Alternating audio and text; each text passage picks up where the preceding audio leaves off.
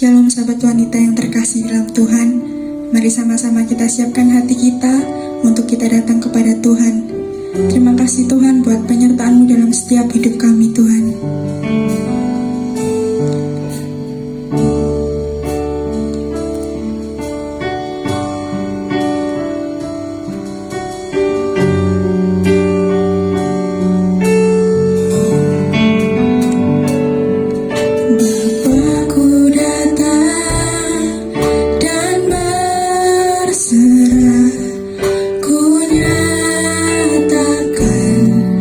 Kau yang berkuasa.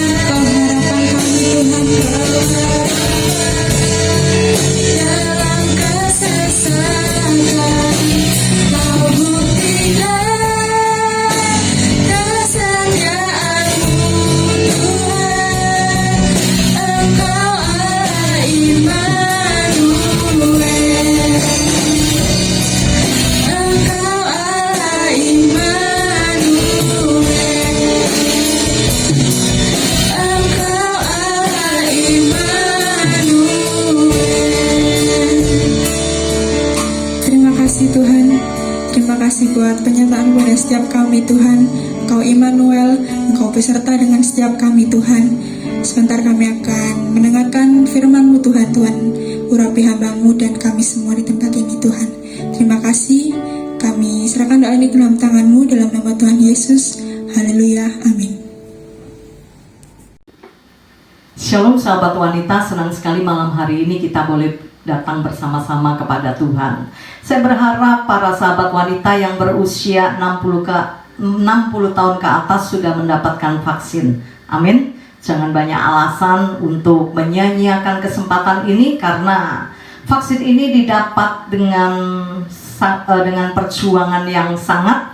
Bersyukur buat pemerintahan Indonesia yang bisa mendapatkan vaksin, sedangkan ratusan negara sedang mengantri. Kita harus bersyukur buat Indonesia, bersyukur buat Bapak Presiden yang luar biasa, bersyukur buat para menteri semua. Amin. Kita ada di Indonesia itu anugerah Tuhan yang luar biasa. Malam hari ini kita akan sama-sama belajar tetap tentang kesombongan. Minggu lalu kita belajar bahwa hadiah dari kesombongan adalah hukuman dan kebinasaan. Malam hari ini kita akan lihat bersama-sama Wahyu pasal 21 ayat yang ke-8. Saya akan bacakan ayat ini. Tetapi orang-orang penakut, orang-orang yang tidak percaya, orang-orang keji, orang-orang pembunuh, orang-orang sundal, tukang-tukang sihir, penyembah-penyembah berhala, dan semua pendusta. Ada apa dengan orang-orang ini? Mereka akan mendapat bagian mereka di dalam lautan yang menyala-nyala oleh api dan belerang. Dengan kata lain,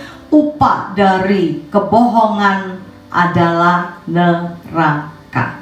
Bobot dari kebohongan ini sama dengan orang-orang yang keji, sama dengan orang yang membunuh, sama dengan orang-orang sundal, sama dengan tukang-tukang sihir dan penyembah berhala. Banyak kali orang berpikir bahwa bohong itu sesuatu yang biasa, sesuatu yang wajar, namanya saja manusia, tidak ada yang sempurna. Tetapi kalau kita lihat apa yang dikatakan oleh firman Tuhan dari minggu lalu sampai hari ini, bahwa kebohongan itu sangat mengerikan. Minggu lalu kita belajar dari Amsal 19 ayat yang ke-9. Hadiah dari kebohongan adalah kebinasaan dan hukuman. Hari ini kita belajar dari Wahyu bahwa bohong itu sama dengan dosa pembunuhan, sama dengan dosa penyembahan berhala. Upahnya apa? Upahnya adalah lautan api dan belerang. Serem banget ya. Ternyata bohong itu dosa yang sangat serius, dosa yang tidak bisa dibuat main-main, karena upahnya adalah neraka, kebinasaan, dan hukuman. Mari kita bersama-sama lihat kisah di dalam Perjanjian Lama. Kebohongan yang Daud lakukan berakibat fatal, membuat para imam di Nob terbunuh. Bahkan tidak hanya imam saja, penduduknya juga terbunuh. Dengan cepat kita akan lihat 1 Samuel pasal yang ke-21. 1 Samuel pasal 21 mulai ayat yang pertama sampai ayat yang ke-7. Perikop ini berjudul Daud di Nob. Sampailah Daud ke Nob kepada Ahimelek imam itu. Dengan gemetar Ahimelek pergi menemui Daud dan berkata kepadanya, "Mengapa engkau seorang diri dan tidak ada orang bersama-sama dengan engkau?" Jawab Daud kepada Imam Ahimelek, "Raja menugaskan sesuatu kepadaku. Katanya kepadaku, siapapun juga tidak boleh mengetahui sesuatu dari hal yang kusuruh kepadamu dan yang kutugaskan kepadamu ini. Sebab itu orang-orangku telah kusuruh pergi ke suatu tempat." Kenapa Daud menemui Ahimelek? Hanya dengan tujuan untuk memperoleh roti, untuk mendapatkan roti. Nanti di ayat selanjutnya, di ayat yang ketiga. Tapi saya ingin kita perhatikan kisah ini ya. Daud menemui Ahimelek. Ketika Ahimelek melihat Daud, dia gemetar. Ini ada apa? Sampai Daud datang begitu ya. Karena itu Ahimelek menemui Daud. "Kok kamu sendirian? Kok tidak ada yang lain?" Begitu ya. Nah, di ayat yang kedua, Daud mengarang cerita. Dia melakukan satu kebohongan. Dia berkata bahwa dia ada di Nob karena raja menugaskan, ya, ada tugas dari raja, tugas rahasia, tidak boleh ada orang tahu. Karena itu dia juga suruh pergi orang-orangnya. Nah, kebohongan ini nanti kita akan lihat, kebohongan ini berakibat sangat fatal. Banjir darah terjadi di kota Nob. Oke, ayat yang ketiga, maka sekarang apa yang ada padamu berikanlah kepadaku 5 roti atau apapun yang ada. Lalu jawab imam itu kepada Daud, tidak ada roti biasa padaku, hanya roti kudus yang ada. Asal saja orang-orangmu itu menjaga diri terhadap perempuan. Nah, Daud minta roti, ya, hanya untuk sebuah roti. Daud melakukan kebohongan yang berakibat sangat fatal. Nah, ternyata tidak ada roti. Tidak ada roti biasa, yang ada roti kudus. Nah, kalau roti kudus yang makan tidak boleh sembarangan. Yang makan harus kudus juga, harus menjaga diri dari perempuan. Nah, malam ini saya ingin katakan bahwa kebohongan itu temennya banyak, anggotanya banyak. Kebohongan yang satu akan diikuti kebohongan yang lain, yang kedua, ketiga, dan yang seterusnya. Bohong itu tidak pernah berhenti di angka 1, ya. Ada 1, ada 2, ada 2, ada 3. Itu, nah, kita bisa belajar dari Daud, ya. Nah, yang pertama, dia sudah melakukan kebohongan. Dikatakan dia datang karena satu tugas rahasia. Nah, karena ada roti biasa, adanya roti kudus. Nah, apa kata Daud, ya? Di ayat yang kelima, kebohongan Daud yang selanjutnya, Daud menjawab imam itu, katanya kepadanya, memang kami tidak diperbolehkan bergaul dengan perempuan, seperti sedia kala apabila aku maju berperang. Tubuh orang-orangku itu tahir sekalipun pada perjalanan biasa, apalagi pada hari ini masing-masing mereka tahir tubuhnya. Dia kembali berbohong, ya. Lalu ayat 6, imam itu memberikan kepadanya roti kudus itu karena tidak ada roti di sana kecuali roti sajian. Roti itu biasa diangkat orang dari hadapan Tuhan supaya pada hari roti itu diambil, ditaruh lagi roti yang baru. Maka pada hari itu juga ada di sana salah seorang pegawai Saul yang dikhususkan melayani Tuhan, namanya Doeg, seorang Edom, pengawas atas gembala-gembala Saul.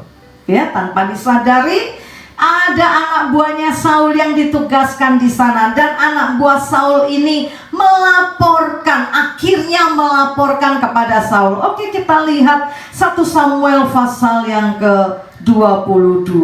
Di ayat yang ke-9 dikatakan, lalu menjawablah Doeg orang Edom itu yang berdiri dekat para pegawai Saul, katanya, telah kulihat bahwa anak Isai itu datang ke Nob kepada Ahimelek bin Ahitub.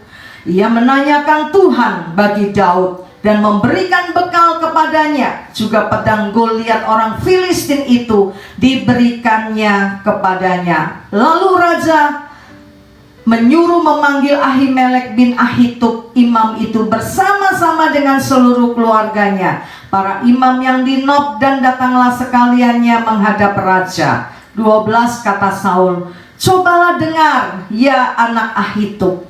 Jawabnya, ya tuanku. Kemudian bertanyalah Saul kepadanya, mengapa kamu mengadakan persepakatan melawan aku? Engkau dengan anak Isai itu, dengan memberikan roti dan pedang kepadanya, menanyakan Allah baginya, sehingga ia bangkit melawan aku menjadi penghadang seperti sekarang ini. Lalu Ahimelek menjawab raja, tetapi siapakah di antara segala pegawaimu yang dapat dipercaya seperti Daud?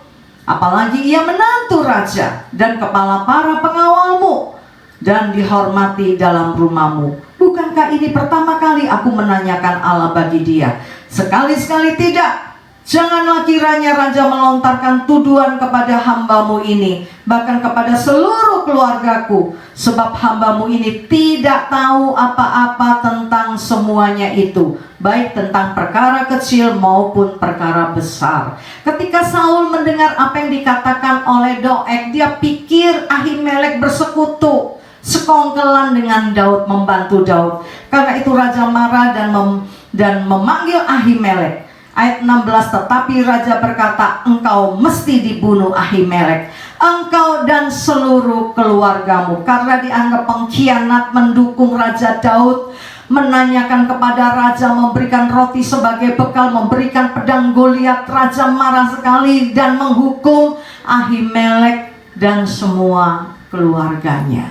Di ayat yang ke-17, lalu raja memerintahkan kepada bentara yang berdiri di dekatnya, majulah dan bunuhlah para imam Tuhan itu, sebab mereka membantu Daud. Sebab walaupun mereka tahu bahwa ia melarikan diri, mereka tidak memberitahukan hal itu kepadaku. Tetapi para pegawai raja tidak mau mengangkat tangannya untuk memarang imam-imam Tuhan itu. Para pegawai raja takut dia bunuh hamba Tuhan, karena itu mereka tidak mau, ya. Zaman itu orang sangat menghormati hamba Tuhan, ya, tidak seperti sekarang. Banyak orang tidak sopan gitu, ya, menghakimi hamba Tuhan, memfitnah hamba Tuhan, membusuk-busukkan hamba Tuhan. Lihat apa yang dilakukan oleh pegawai-pegawai Saul. Mereka tidak mau, mengotori tangannya untuk membunuh imam-imam Tuhan. 18, lalu berkatalah raja kepada Doeg, majulah engkau dan paranglah para imam itu. Maka majulah Doeg, orang Edom itu, lalu memarang para imam itu. Ia membunuh pada hari itu 85 orang yang memakai baju efod dari kain lenan. Dengan kata lain, 85 hamba Tuhan dibunuh akibat apa, saudara? Kebohongan yang Daud lakukan. Mereka tidak ngerti apa-apa, tapi dianggap pengkhianat, ya, karena mereka memberikan roti kepada Daud. Ahimelek memberikan roti kepada Daud, memberikan pedangnya Goliat, ya, pedang Goliat disimpan di sana. Dan tidak hanya imam yang jadi korban, ayat 19, juga penduduk Nob, kota imam itu, dibunuh raja dengan mata pedang, laki-laki dan perempuan, kanak-kanak maupun anak yang menyusu. Ngeri, ya, karena kebohongan akibatnya 85 hamba Tuhan mati terbunuh. Tidak hanya itu, penduduk juga, dikatakan perempuan dan laki-laki, anak-anak maupun anak yang menyusu. Bayangin, bayi-bayi yang tidak berdosa pun ikut menjadi korban kebohongan Daud. Ngeri banget. Tidak hanya laki-laki, perempuan, kanak-kanak dan anak-anak yang menyusu, lembu, keledai, domba, semua dibunuh dengan mata pedang. Saya bisa bayangkan hari itu terjadi banjir darah, satu kota terbunuh karena kebohongan yang Daud lakukan. Daud tidak bermaksud mencelakakan para imam dan penduduk kota Nob, tetapi akibat kebohongan yang dilakukan fatal sekali, mengorbankan puluhan orang, bahkan anak-anak yang tidak berdosa pun ikut menjadi korban. Kambing, domba, keledai juga menjadi korban. Dari kisah ini kita bisa belajar bahwa betul apa yang dikatakan kitab Wahyu, kebohongan itu bobotnya sama dengan pembunuhan. Hari ini kita lihat dari 1 Samuel pasal yang ke-22, satu kota menjadi korban karena kebohongan yang dilakukan oleh Daud. Saya percaya tidak ada orang yang sempurna. Pasti kita pernah melakukan yang namanya kebohongan. Pada dasarnya manusia itu punya kecenderungan untuk berbohong ketika dia melakukan satu kesalahan supaya tidak dimarahi, ya, dia berbohong. Padahal simpel sekali, sederhana sekali hidup ini. Kalau tidak mau dimarahi, ya jangan lakukan kesalahan. Kalaupun terlanjur kita lakukan kesalahan, namanya orang, ya, bisa salah. Kalaupun kita lakukan kesalahan, akui dengan gentle, ya. Nggak usah berbohong untuk menutupi kesalahan yang kita lakukan, untuk membenarkan kesalahan kita. Orang cenderung berbohong ketika dia terdesak, dan orang berbohong hanya untuk sebuah gengsi, ya. Nggak punya pacar, ngaku punya pacar, nggak punya mobil, ngaku punya mobil, ya, karena gengsi. Orang berbohong seperti Daud dengan alasan yang sederhana, untuk roti, hanya untuk makanan, begitu ya. Dolek perkoro, begitu ya, mengorbankan satu kota hanya untuk makanan, ya. Banyak orang seperti ini, lakukan seperti ini untuk dapat makan, untuk dapat duit, untuk dapat rezeki, begitu ya. Dia harus lakukan kebohongan. Kebohongan juga dipakai dengan alasan untuk membenarkan diri. Kebohongan dipakai juga untuk menjaga keutuhan dari sebuah persahabatan, karena takut melukai, ya, walaupun gak cocok dengan hati, yo gitu ya. Untuk sebuah relasi lakukan kebohongan. Kebohongan dilakukan supaya kelihatan baik, begitu ya, supaya kelihatan tidak menentang sahabatnya dan lain sebagainya. Ada banyak alasan untuk kita lakukan kebohongan. Tetapi malam hari ini saya hanya ingin sampaikan, kebohongan itu dosa yang sangat-sangat serius, karena kebohongan itu upahnya adalah neraka yang kekal. Saya berharap malam hari ini kita bisa belajar. Saya tahu kita tidak sempurna, saya pun juga tidak sempurna, tapi mari kita belajar berhati-hati dengan hidup ini, ya. Karena apa yang kita lakukan, kalau pada akhirnya itu membinasakan kita, membuat kita kehilangan keselamatan, membuat nama kita tercoret dari kitab kehidupan, buat apa kita lakukan ini?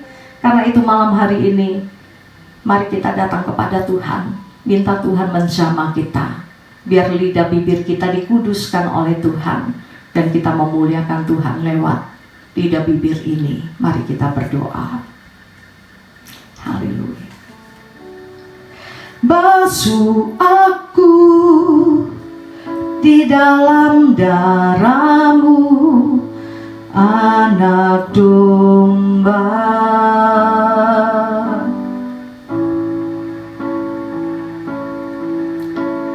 Jamah bibir, luruskan hatiku dengan Roh-Mu.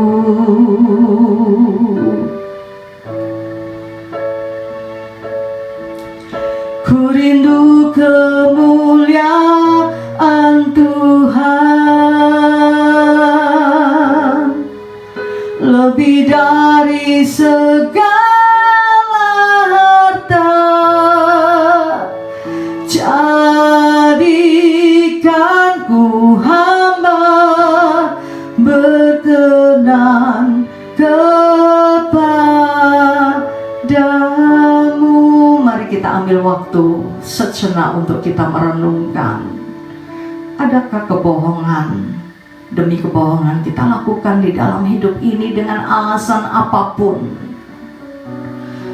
Engkau bisa pakai alasan bohong untuk kebaikan, supaya engkau tidak menyakiti perasaannya,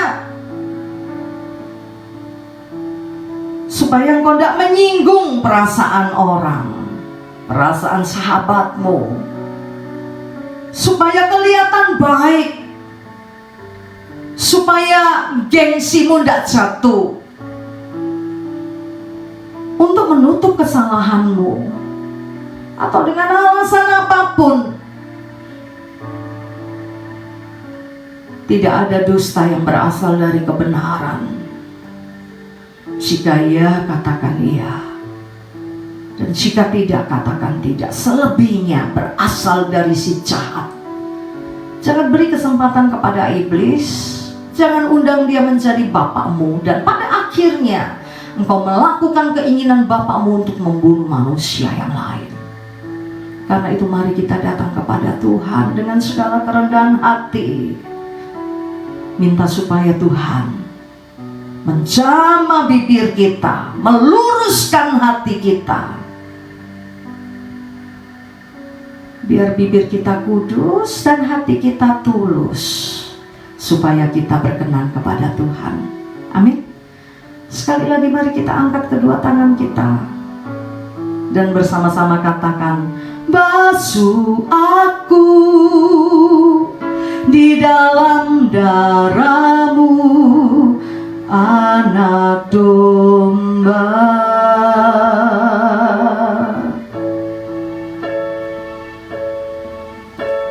Jamah bibir, luruskan hatiku dengan Roh-Mu.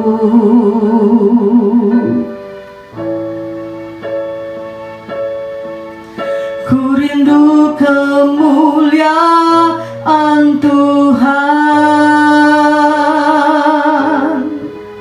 lebih dari segala harta. Jadikanku hamba berkenan kepadamu. Ampuni kami Tuhan, kalau selama ini kami tidak bisa jaga lidah bibir kami dari yang jahat. Kebohongan demi kebohongan kami lakukan untuk menghancurkan orang lain, mencelakakan orang lain. Bahkan mungkin kami tidak sadari kalau itu bisa merugikan orang lain. Kebohongan kami lakukan untuk menutupi kesalahan kami. Kami berbohong supaya gengsi kami tidak turun, harga diri kami tidak turun. Tapi malam ini setelah kami mempelajari firman-Mu, Tuhan, kami tahu betapa seriusnya dosa ini yang bisa membuat kami kehilangan keselamatan, kehilangan surga yang Kau janjikan. Dan kami mendapat bagian di dalam lautan api dan belerang. Jauhkan kami dari semuanya itu Tuhan. Kuduskan, sucikan, layakkan kami, biar hidup kami berkenan kepada-Mu. Terima kasih buat malam hari ini, kami boleh datang kepada Tuhan. Terima kasih Tuhan, nyatakan kehendak-Mu, perintah-Mu kepada kami semua. Terima kasih Engkau membuka pikiran kami untuk kami mengerti betapa serius dosa yang sering kami lakukan ini. Dan Tuhan membawa kami keluar dari segala ikatan kebohongan ini, membawa kami kepada pertobatan yang sejati, dan kami menjadi hamba yang berkenan kepada-Mu. Terima kasih buat malam hari ini. Sebelum kami selesai dengan ibadah online malam ini, kami akan angkat tangan ke surga. Yang terbaik dari Tuhan akan kami terima. Kiranya Engkau memberkati aku berlimpah-limpah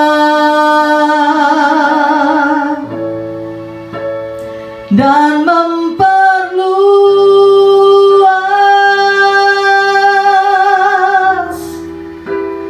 daerahku,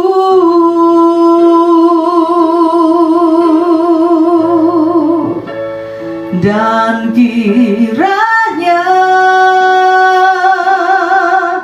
tangan-Mu menyertai aku dan melindungi aku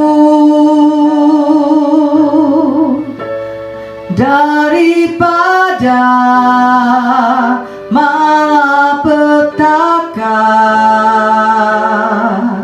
sehingga kesakitan tidak menimpa aku. Kami angkat tangan ke surga, kami terima berkat rahmat dan anugerah dari Allah Bapa di dalam cinta kasih dari Putra-Mu yang terkasih, Tuhan kami Yesus Kristus. dan di dalam persekutuan dengan Roh Kudus menyertai kami. Mulai hari ini sampai Maranatha Tuhan datang kembali. Yang percaya diberkati Tuhan bersama-sama katakan amin. Selamat malam, Tuhan memberkati kita semua. Haleluya. Bagi sahabat wanita yang membutuhkan doa dan konseling, bisa menghubungi Pastor Elizabeth Low di nomor WhatsApp 0812 310 11 000. Terima kasih, Tuhan Yesus memberkati.